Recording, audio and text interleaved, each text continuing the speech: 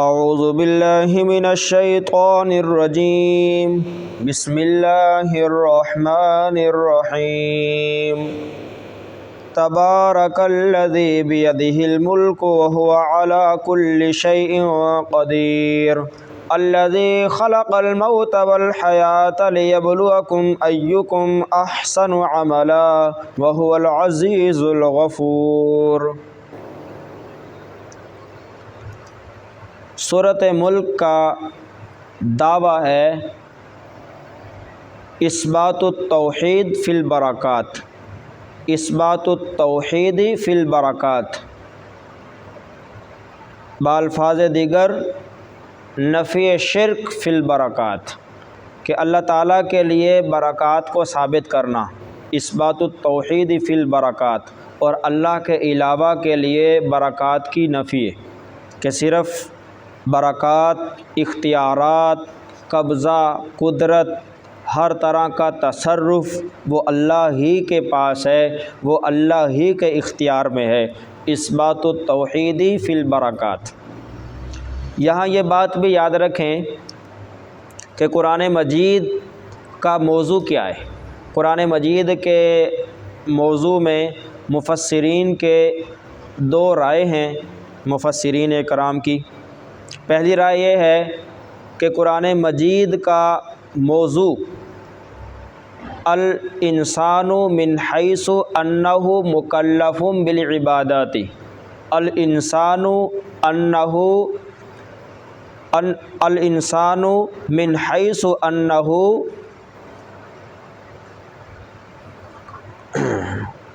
الانسان من حیث مکلف بالعبادات، کہ انسان بحیثیت انسان ہونے کے احکام شرعیہ کا مکلف ہے، عبادات یعنی احکام شرعیہ کا مکلف ہے۔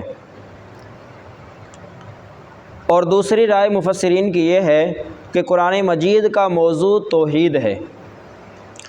پہلی رائے جو ہے کہ الانسان من حیث انہ مکلف بالعبادات، کہ انسان بحیثیت انسان ہونے کے اللہ تعالیٰ کے احکامات کا پابند ہے، مکلف ہے، شریعت کا پابند ہے۔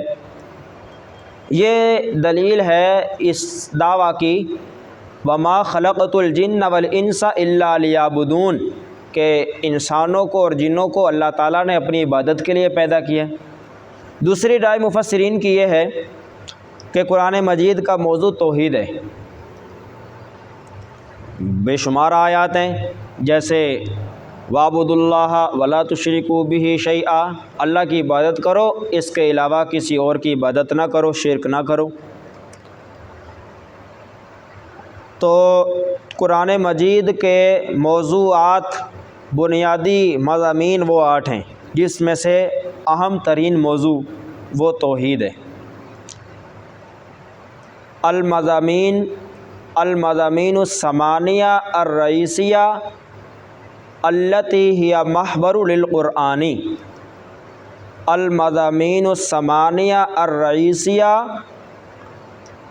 التی ہی محور للقرآن، 8 بنیادی مضامین جو قرآن مجید کے موضوع ہیں، جس میں سے سب سے پہلا موضوع توحید ہے، دوسرا رسالت ہے، تیسرا وعد ہے یعنی جنت کی بشارت، چوتھا وعید ہے، جہنم کی وعید ہے، اور آگے جہاد ہے، اس کے بعد قیامت، 5واں موضوع قیامت، اور اس کے بعد جہاد، اور پھر انفاق فی سبیل اللہ، اور 8واں موضوع الاحکام التنظیمیہ۔ اب اس 8 مضامین میں آپس میں ربط کیا ہے کہ جو توحید ہے یہ ہم تک پہنچی ہے حضرات انبیاء علیہ الصلاۃ والسلام کے واسطہ سے، لہذا توحید کے ساتھ رسالت کو ماننا بھی ضروری ہے، فرض ہے، اور جو توحید اور رسالت کو مانے گا اس کے لیے جنت کی بشارت ہے، اور جو نہیں مانے گا اس کے لیے جہنم کی وعید ہے۔ اور یہ جنت اور جہنم ان دونوں کا فیصلہ قیامت کے دن ہوگا۔ اور جو توحید، رسالت وعد وعید کو نہیں مانے گا، قیامت کو نہیں مانے گا، اس کے خلاف کریں گے جہاد اللہ کے حکم سے، جیسے اللہ چاہیں گے، جیسے اس کا حکم ہوگا، اس کی مرضی کے مطابق کافروں کے ساتھ پھر جہاد کریں گے۔ اور جہاد کے لیے ضروری ہے کہ مال بھی ہو، تو انفاق فی سبیل اللہ۔ اور 8واں الاحکام التنظیمیہ۔ تو بہرحال قرآن مجید کے موضوعات میں سے التوحید بھی ہے، جو اس صورت کے دعویٰ اور اس صورت کے مضامین میں سے ہے، موضوعات میں سے ہے، اثبات التوحید فی البرکات، کہ اللہ تعالیٰ کے لیے ساری برکات کو ثابت کرنا اور دوسروں سے اس کی نفی کر دینا، نفی شرک فی البرکات۔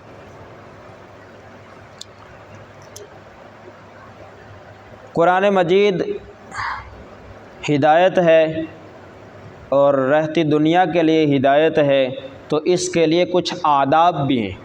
قرآن مجید کی تلاوت ہے، قرآن مجید کو سمجھنا ہے، تو الآداب یتعلق بتلاوت القرآن، قرآن مجید کے آداب کو حاصل کرنا جو تلاوت قرآن کے وقت ایک قاری کو پیش آتے ہیں، ایک پڑھنے والے کو، ایک پڑھانے والے کو، اس کا خیال رکھنا بہت ضروری ہے۔ استاد محترم مولانا منظور بینگل صاحب دامت برکاتہم عالیہ فرماتے ہیں کہ سب سے پہلے تصحیح النیت، نیت کا درست ہونا کہ ہم اللہ کے لیے پڑھ رہے ہیں، اللہ کے لیے پڑھا رہے ہیں۔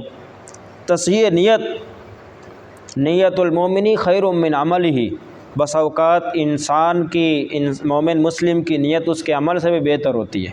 تو اچھی چیزوں کی کم از کم انسان نیت تو کرے، تو یہ نیت کرے کہ اللہ تیرے لیے پڑھ رہے ہیں، تیرے لیے پڑھا رہے ہیں، ہمارا اس پڑھنے پڑھانے کو اپنے لیے قبول فرما اور ہمارے لیے ذریعہ آخرت بنا۔ تو دوسری ہے طہارت۔ طہارت کی دو قسمیں ہیں، طہارت ظاہری اور طہارت باطنی۔ طہارت ظاہری کہ مفتی یہ فتویٰ دے گا کہ قرآن مجید کو ہاتھ لگانے کے لیے لا یمسہ الا المطہرون، پاک ہونا، جسم کا پاک ہونا ضروری ہے، حد سے اصغر سے بھی اور حد سے اکبر سے بھی، کہ انسان جنبی بھی نہ ہو، جنابت بھی نہ ہو، حائض اور نفسا بھی نہ ہو، اور دوسرا بے وضو بھی نہ ہو۔ حد سے اصغر اور حد سے اکبر کو پاک کرنا۔ اور طہارت باطنی کہ دل بھی پاک ہو، دل کو رذائل سے، غلط قسم کے عقائد سے، نظریات سے اس کو بچانا۔ تو طہارت باطنی یہ بھی بڑی ضروری ہے۔ سلف کے علوم بڑے پختہ تھے، تو وہاں اس وقت ظاہری اور باطنی ایک ہی تصور ہوتا تھا۔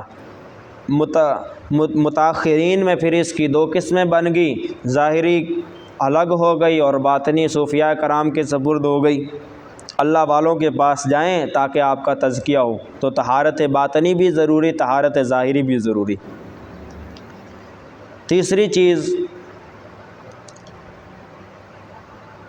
کہ کثرت و ذکر اللہ، اللہ کے ذکر کی کثرت کرنا۔ کثرت ذکر لسانی ہے، ذکر قلبی ہے۔ ذکر لسانی میں قرآن شریف کی تلاوت ہے، قد جاءکم من اللہ نور وکتاب مبین، سورۃ مائدہ، کہ یہ روشن کتاب آ گئی، جتنے پڑھیں گے اتنی برکات، اتنی رحمتیں، اتنے اس سے فائدہ حاصل کرنے میں آسانی ہوگی۔ تو کثرت ذکر اللہ میں پہلی چیز ہے تلاوت کا اہتمام کرنا، اور دوسری کلمہ طیبہ کی ضربیں لگانا، لا الہ الا اللہ کی ضربیں لگانا، دل پاک ہو جائے گا۔ جتنی دفعہ کہیں گے اللہ کا نام لیں گے اتنی دفعہ آپ کے دل پاک ہو جائے گا رذائل سے اور فتنے سے، فساد سے، اللہ اس کو پاک کر دیں گے جب ذکر کی پابندی انسان کرے گا۔ تو یہ بھی صوفیاء کرام سے پوچھ کے، اپنے اکابرین سے پوچھ کے ذکر کرنا چاہیے، کتنا انسان کرے۔ صبح و شام جو تسبیحات ہیں اس کا اہتمام کرنا چاہیے۔ تیسرا، درود شریف کی کثرت۔ درود شریف جتنا پڑھیں گے پیغمبر صلی اللہ علیہ وسلم پر درود شریف کی کثرت کریں گے، اتنی اللہ کی رحمتیں ہم پر متوجہ ہوں گی، اللہ کی رحمتیں ہم پر نازل ہوں گی۔ اور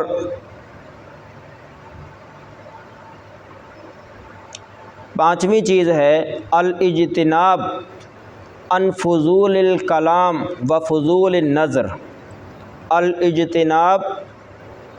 اجتناب کرنا فضول گوئی سے، فضول کلام سے، و فضول النظر اور بد نگاہی سے۔ حافظ ابن قیم رحمۃ اللہ علیہ فرماتے ہیں، جس دن سے ہم نے نگاہ کو بچا لیا، غیر محرم سے بد نگاہی نہیں کی، اس دن سے ہم نے قرآن و سنت کی حلاوت کو پا لیا۔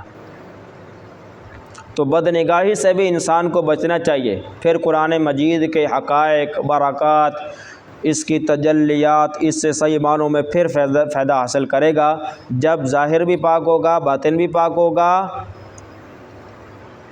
اور اس کے ساتھ ساتھ اس چیز کا اہتمام کرے کہ نگاہ کی حفاظت کرے، فضول گوئی سے، غلط بیانی سے اپنے آپ کو بچائے۔ اور مولانا استاد محترم ڈاکٹر مولانا منظور مینگل صاحب دامت برکاتہم فرماتے ہیں کہ بد نگاہی ایک قرض ہے، بد نگاہی ایک قرض ہے۔ آج اگر ایک انسان کسی غیر محرم کو دیکھتا ہے، اس کی کسی کی بیٹی کو، کسی کی ماں کو، کسی کی بہن کو، تو اللہ تعالیٰ اس کا بدلہ اسی دنیا میں لیں گے۔ اللہ تعالیٰ اس کو یاد ہو یا نہ ہو، اللہ تعالیٰ اپنی نگرانی میں اس کا بدلہ لے لیں گے۔ اس کی بہن کو، اس کی بیٹی کو، اس کی ماں کو کل کو کوئی گندی نگاہ سے دیکھ لے گا۔ تو جب یعلم خائنۃ الاعین وما تخفی الصدور، اللہ تعالیٰ دلوں کی خیانت کو بھی جانتے ہیں اور نگاہ کی خیانت کو بھی جانتے ہیں۔ وما تخفی الصدور، دلوں کے اندر جو راز و بھید ہیں اس کو بھی اللہ تعالیٰ جانتے ہیں۔ اس کے بعد ہے الاجتناب عن صحبت الاغنیاء و اصحاب الثروۃ، مالداروں کی صحبت سے اپنے آپ کو بچانا۔ پیغمبر صلی اللہ علیہ وسلم کو اللہ تعالیٰ ارشاد فرما رہے ہیں، وَاصْبِرْ نَفْسَكَ مَعَ الَّذِينَ يَدْعُونَ رَبَّهُمْ بِالْغَدَاةِ وَالْعَشِيِّ يُرِيدُونَ وَجْهَهُ وَلَا تَعْدُ عَيْنَاكَ عَنْهُمْ، کہ اپنے آپ کو روکے رکھیں ان کے ساتھ۔ وَاصْبِرْ نَفْسَكَ مَعَ الَّذِينَ يَدْعُونَ رَبَّهُمْ بِالْغَدَاةِ وَالْعَشِيِّ، جو صبح و شام اللہ کو یاد کرتے ہیں۔ یہ اصحاب صفہ کے اندر جو آپ کے شاگرد بیٹھے ہیں، صحابہ بیٹھے ہیں، ان کی صحبت کو اختیار کریں۔ وَلَا تَعْدُ عَيْنَاكَ عَنْهُمْ، اور ان سے نگاہ ہٹنی نہیں چاہیے۔ کلمہ ان عربی زبان میں، عربی گرامر میں کلمہ ان مجاوزت کے لیے آتا ہے۔ رمیت السہم عن القوس، رمیت السہم عن القوس، تیر میں نے قوس سے پھینک دیا، تو یہ قوس سے تجاوز کر گیا۔ آپ کی نگاہ ان شاگردوں سے تجاوز بھی نہ کرنے پائے، صرف اپنے ان شاگردوں پر رہنی چاہیے۔ ترید زینت الحیات الدنیا، پیار محبت میں اللہ تعالیٰ نے پیغمبر صلی اللہ علیہ وسلم کو فرمایا دنیا کی زندگی چاہتے ہیں، دنیا کی رونق چاہتے ہیں، تو اصحاب ثروت اور اصحاب الاغنیاء، مالداروں کی صحبت سے الاجتناب، پرہیز کرنا، اپنے آپ کو بچانا، اور اللہ والوں کی اور نیک لوگوں کی صحبت کو اختیار کرنا۔ اس سے پھر قرآن مجید کے حقائق، برکات انسان کو حاصل ہوں گے۔ بہرحال قرآن مجید کے موضوعات بھی ذکر ہو گیا، اور اس صورت کا موضوع اثبات التوحید فی البرکات۔ توحید کے لیے اس کے برعکس جو ہے شرک، اس کا بھی انسان کو علم ہو۔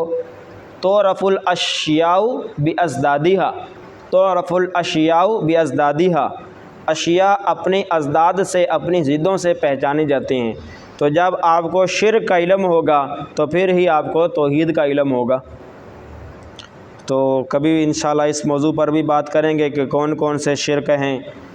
بنیادی 4 قسم کے شرک ہیں، اور اس کے لیے تقویۃ الایمان شاہ اسماعیل شہید رحمۃ اللہ علیہ کی بڑی بہترین کتاب ہے توحید پر، توحید کے موضوع پر شاہ صاحب کی کتاب ہے، شاہ اسماعیل شہید رحمۃ اللہ علیہ کی تقویۃ الایمان۔ شرک کی بنیادی 2 قسمیں ہیں، ایک ہے شرک اعتقادی، دوسرا ہے شرک فعلی۔ شرک اعتقادی اور شرک فعلی۔ شرک اعتقادی کی پھر 4 قسمیں ہیں، شرک فی العلم، شرک فی الدعا، شرک فی التصرف اور شرک فی العبادہ۔ شرک اعتقادی کی 4 قسمیں ہیں، شرک فی العلم، شرک فی الدعا، شرک فی التصرف اور شرک فی العبادہ، عبادات۔ تو پہلی ہے شرک فی العلم، کسی نبی یا کسی ولی کو یہ عقیدہ سمجھنا کہ ان کو غیب کا علم ہے، اللہ کے علاوہ کسی کو بھی، کسی نبی کو، کسی ولی کو، کسی فرشتے کو یا کسی اور کو غیب کا علم ہے، یہ عقیدہ رکھنا۔ نمبر 2 شرک فی التصرف، کہ کسی نبی اور کسی ولی کو تصرف اختیار ہے، ہر طرح کا اختیار ہے، مختار کل ہیں، جو چاہیں کر دیں، کسی کو عزت دے دیں، کسی کو ذلت دے دیں، جو مرضی ان کو ہر طرح کا تصرف کرنے کا اختیار حاصل ہے، یہ کسی اور کو اس طرح کا عقیدہ رکھنا یہ بھی شرک ہے۔ اللہ کے علاوہ کوئی نبی ہو، کوئی ولی ہو، کوئی فرشتہ ہو، کسی کو بھی یہ اختیار نہیں ہے سوائے اللہ کے کہ وہ مختار کل صرف اللہ ہی کی ذات ہے، عزت اللہ دیتے ہیں، ذلت اللہ دیتے ہیں، عزت اللہ دیتے ہیں، ذلت سے اللہ بچاتے ہیں، اس طرح کے جتنے بھی۔ اور شرک فی الدعا، کہ دعا کے اندر کسی اور کو پکارنا، کسی اور سے اپنی حاجات کو پورا کروانے کے لیے اس سے مدد مانگنا یا اس کو اپنی دعاؤں کے قبول کرنے کا ذریعہ سمجھنا۔ اور شرک فی العبادہ، کہ مختار کل بنانا، معبود بنانا، اور اسی کو مصیبت کے وقت، اسی کو بلاؤں کے وقت پکارنا۔ تو شرک اعتقادی کی 4 قسمیں، اور شرک فعلی متنوع ہے، یعنی ہر علاقے والے کا شرک الگ الگ ہے۔ مثلا بعض علاقے والے کہتے ہیں کہ ہمیں یہ رنگ نقصان دیتا ہے، ہم اس دن یہ کام نہیں کرتے، تو یہ شرک فعلی ہے، اور اگر یہ عقیدہ بھی ہو تو یہ شرک اعتقادی بن جائے گا۔ تو قرآن مجید کے موضوعات میں سے توحید ہے، اور توحید پہنچی انبیاء کے واسطے سے، جو ان دونوں کو مانے گا اس کے لیے جنت کی بشارت، جو نہیں مانے گا اس کے لیے جہنم کی وعید، اور ان دونوں کا محل قیامت، اور جو نہیں مانے گا اس کے خلاف جہاد کرنا ہے، اور جہاد کے لیے ضروری ہے پیسے کا ہونا، انفاق فی سبیل اللہ، اور آپس میں مجاہدین کا اور ساری قوم کا تعلق بھی اچھا ہو، الاحکام التنظیمیہ۔ تو بہرحال یہ کچھ اس طرح کی گفتگو اللہ تعالیٰ نے آج کروا دی۔ آج کا سبق انشاءاللہ مکمل ہے۔ الحمدللہ رب العالمین الرحمن الرحیم مالک یوم الدین، اللہم صلی علی محمد وعلی آل محمد کما صلیت علی ابراہیم وعلی آل ابراہیم انک حمید مجید، اللہم بارک علی محمد وعلی آل محمد کما بارکت علی ابراہیم وعلی آل ابراہیم انک حمید مجید، ربنا آتنا فی الدنیا حسنۃ وفی الآخرۃ حسنۃ وقنا عذاب النار، اللہم من احییتہ منا فاحیہ علی الاسلام ومن توفیتہ منا فتوفہ علی الایمان، صلی اللہ تعالی علی خیر خلقہ محمد وآلہ واصحابہ اجمعین برحمتک یا ارحم۔